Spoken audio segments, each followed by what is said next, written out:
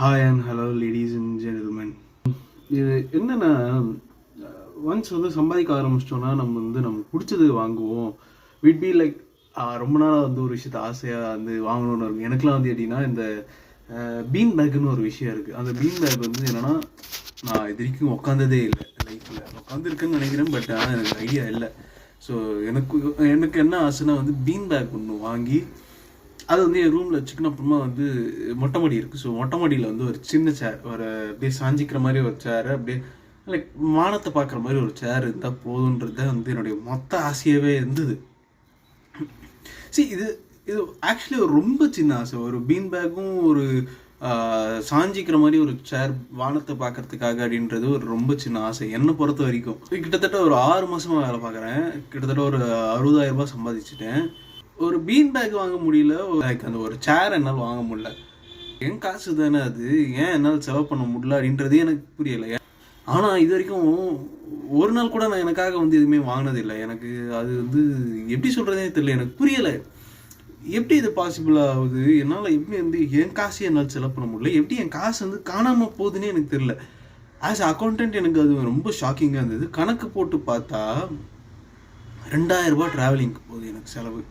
அது மட்டும் இல்லாமல் என் ஃப்ரெண்ட்ஸ் நிறைய பேர் வந்து கடன் கஷ்டத்தில் இருக்கானுங்க. அவனுங்களுக்கு ஹெல்ப் பண்ணுறன்ற பேரில் நான் ஒரு 1000 ரூபாய் 1500 ரூபாய் மொய் எழுதுறேன், 2000 ரூபாய் மொய் எழுதுறேன். அதுலேயே மொத்தமாக ஒரு 4000 ரூபாய் கோவிந்தா. 6000 ரூபாய்க்கு என்னடா பண்ணுவேன் அப்படின்னு கேட்டால் வீட்டில் வந்து கொடுத்துருவேன். என் அக்கௌண்ட்டில் தான் வந்து காசு எழுதுனாலும் சரி, அவங்க வந்து ஏதோ கேட்பாங்க, இது வாங்கிட்டு வா, அது வாங்கிட்டு வா, இப்போது ரேஷன் கடையில் போயிட்டு இந்த பொருள் வாங்கிட்டு வா, மார்க்கெட்டில் போய் இது வாங்கிட்டு வாங்குவாங்க. அது வாங்கிட்டு வரதுக்கே மொத்த காசும் காலியாகுது. கடைசியாக பார்த்தா 6 மாதம் கழிச்சு என் பேங்க் பேலன்ஸ் வந்து எவ்வளோ இருக்குன்னு யோசிச்சு பாருங்கள். ஏன்னா என்கிட்ட எந்த விதமான லைக் நான் ரெண்ட் பே பண்ண தேவையில்லை, எனக்கு வேறு எந்த இதுவுமே இல்லை. பட் 6 மாதம் கழிச்சு பார்த்தா வெறும் 2,000 ரூபாய் தான் இருக்குது. 6 மாதத்துக்கு முன்னாடி என்கிட்ட 10,000 ரூபாய் இருந்தது.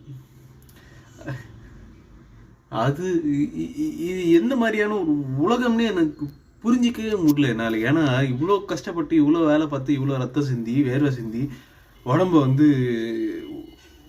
உருக்கி வேலை பார்த்து 60,000 ரூபாய் சம்பாதிச்சு அந்த 60,000 ரூபாய் நம்ம கையில் இருக்கான்னு பார்த்தா இல்லை. எனக்கு பிடிச்ச விஷயத்தையே என்னால் வாங்க முடியலன்ற போது எனக்கு புரியலண்ணா. நான் எதுக்கு வந்து இவ்வளோ கஷ்டப்படுறேன், நான் எதுக்கு இவ்வளோ உழைக்கிறேன், நான் எதுக்கு வந்து ஒரு ஃப்யூச்சரை தேடி போகிறேன்னு எனக்கு தெரியல. ஏன்னா வந்து என்னுடைய ப்ரெசென்ட்டே வந்து ரொம்ப கஷ்டமாக இருக்கும்போது நான் எதுக்கு என் ஃப்யூச்சருக்காக வந்து இவ்வளோ சேவ் பண்ணுறேன் அப்படின்னு எனக்கு லிட்ரலாக வந்து எனக்கு ஆன்சைட்டி வந்து ரொம்ப அதிகமாக வர ஆரம்பிக்குது. திக்க முடியுது. எனக்கு வந்து ஃபஸ்ட்டு வந்து திக்கிறதே வந்து வராது. ஆனால் இப்போ திக்கிறேன் லைட்டாக. எனக்கு அது ஒரு பிரச்சனையாக இருக்குது. அண்ட் என்னுடைய தாட்ஸ் வந்து டப்புன்னு வந்து எல்லாமே காணாமல் போகுது. என்னுடைய மைண்ட் வந்து திடீர்னு பிளாங்க் ஆகுது. இட்ஸ் லைக் ஒரு விஷயத்த நான் பண்ணிகிட்டே இருப்பேன், திடீர்னு வந்து ஒரு 1 வீக் கழிச்சு நான் அதை பண்ணும்போது என்ன விஷயம் நடக்குது, ஏன் இதை நான் இப்படி பண்ணுறேன்னே எனக்கு தெரியாத அளவுக்கு இருக்கும்.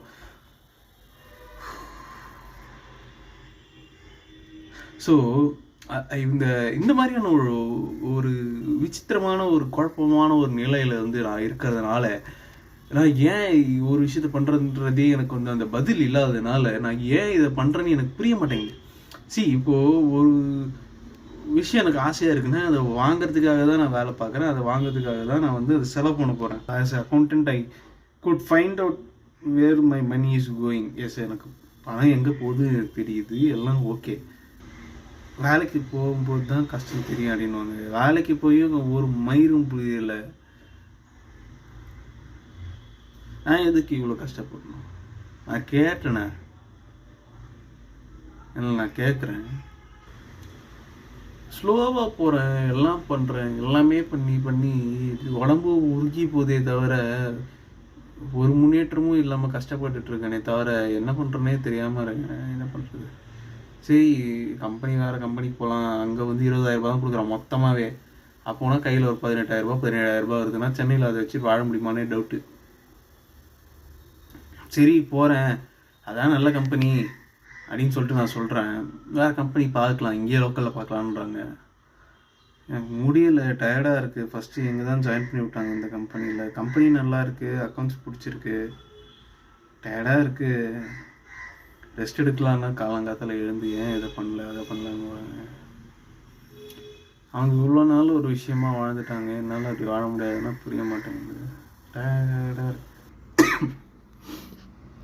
ஸோ லேடிஸ் அண்ட் ஜென்டில்மேன், என்னுடைய மொக்கையான வாழ்க்கைக்கு வந்ததுக்கு நன்றி. எஸ், உலராத காலை தனிலே நிலவோடு பேசும் அழகு. அதெல்லாம் வரலங்க, எதுவுமே வரலங்க. மியூசிக்கும் வரல, பாட்டும் வரல, பேசவும் வரல, எதுவுமே வரல. நான் எதுக்கு இருக்கேன்னு ஒரு தண்ட கருமத்துக்கு இருக்கேன். பார்ப்பேன், ஏதோ ஒரு நாள் ஏதோ ஒரு நடக்குன்ற ஒரு எண்ணத்தோடையே ஓடிட்டுருக்கணும். எதுவுமே நடக்காமல் கடைசி இருக்குது. இந்த அப்புறமா நம்ம யாரை பார்த்து ப்ளேம் பண்ணுவோம்? யாரையுமே நம்மளால் ப்ளேம் பண்ண முடியாது. நம்மளே தான் ப்ளேம் பண்ணிக்கணும் எதுவுமே நடக்கலன்னு. எல்லாமே பேருக்குன்னு இருக்கே தவிர பாப்பா எப்படி லைஃப் போகுது. என்னைக்காவது ஒரு நாள் லைஃப் மாறுன்னு போனுங்க. அவனுங்கெல்லாம் பார்த்தா எனக்கு அடிக்கணும்னு தோணும். என்னைக்கிடா லைஃப் மாறி இருக்குது, லைஃப் ஒன்று தான் வந்திருக்கு, நீ தான் மாறி இருக்க அப்படின்னு.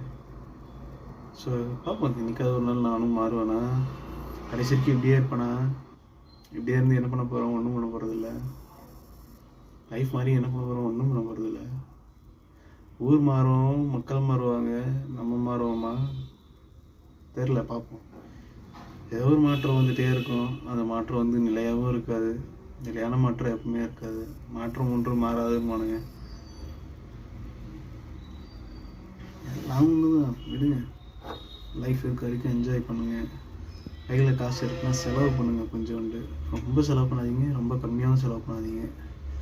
கொஞ்சமாக செலவு பண்ணி கடைசியாக சேர்த்து படிங்க. அவ்வளோதான் நான் சொல்லுவேன். பாய்.